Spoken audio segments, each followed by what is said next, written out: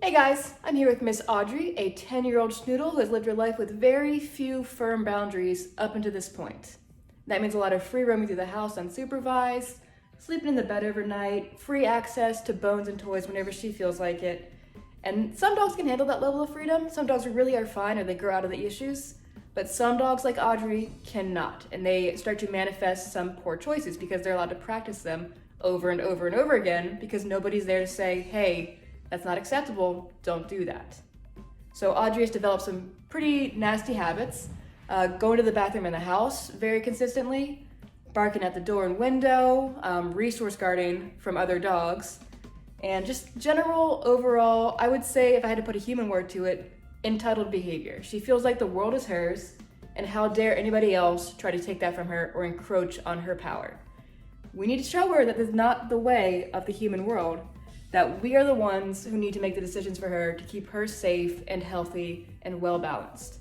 And so one way we can do that is using a really useful management skill in the command of place. We have our dog go to a place that you can see Taco's practicing it over there, nice and calm, just watching me work with another dog. They go to the bed, they lie down, and they calmly observe the world. They can nap, they can chew on a bone, they can just relax and watch. But what they can't do is get over aroused or start to resource guard or bark, and they can't get off and use the bathroom inappropriately in the house or mark because they are on place. So it's a very clear boundary for your dog.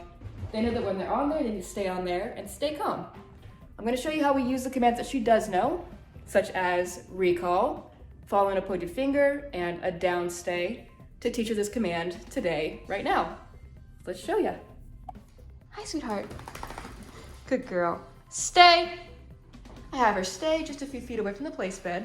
And then I put myself behind the bed so it's between me and her. So straight shot to me with the place bed between us. What I'll do now is recall her. And when she gets just near the place bed, I'm going to point to it and say place. When she's on there, I'll say down. Come. Place. Down. Good girl. And now I go in and I praise her. Very good job. Nice job. So right now I am having to stand very close to the place bed, point to it, and say down when she's on there.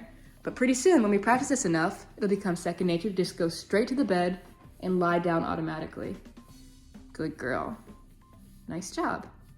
I'm gonna let her relax on here for a while until she fully relaxes. You can see some shaking here. Very common for a dog like her who is used to just doing whatever she wants. That nervous energy, that anxiety will dissipate with the more duration that we practice. Good job. She's not cold, she's not scared, she is anxious, and she is like, why can't I just do whatever I want to do, which is what she's done for the past 10 years. I cannot blame her. Good girl. Audrey, break! There you go, hi! Good job. So she relaxed enough, she stopped shaking, she fell asleep for a little bit, and then I released her. You notice that I said her name and put a big space between that and the next command, which was break, which means she's free to get off. And she, of course, comes over for affection because she's a sweet girl deep down. Aren't you? All right, so now I can show you another way we do this to get her on place. Audrey, place.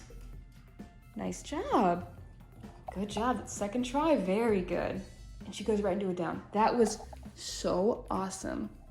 So that's our second time doing a send to place. The first time I was standing behind it. The second time I'm actually sending her from in front of it. Really good. And she automatically laid down. You can see the shaking's back. And again, we'll just let her relax until she stops and then release her. Very good. It's also important to note that it's quality over quantity. I could do a million reps where I get her off, get her back on, get her off, get her back on. But if we're doing that in an excited state of mind, break, place, break, place, break, place. We're gonna be baking in excitement to this command, and what she really, really needs and what she'll really benefit from is relaxation and long duration. Good job. Calmness around this command. Good job, honey. All right, so again, we'll let her sit here for a while, we'll get her off, and we'll probably do something else before we come back to this, just so she can really soak and think about this. Good girl, Odds.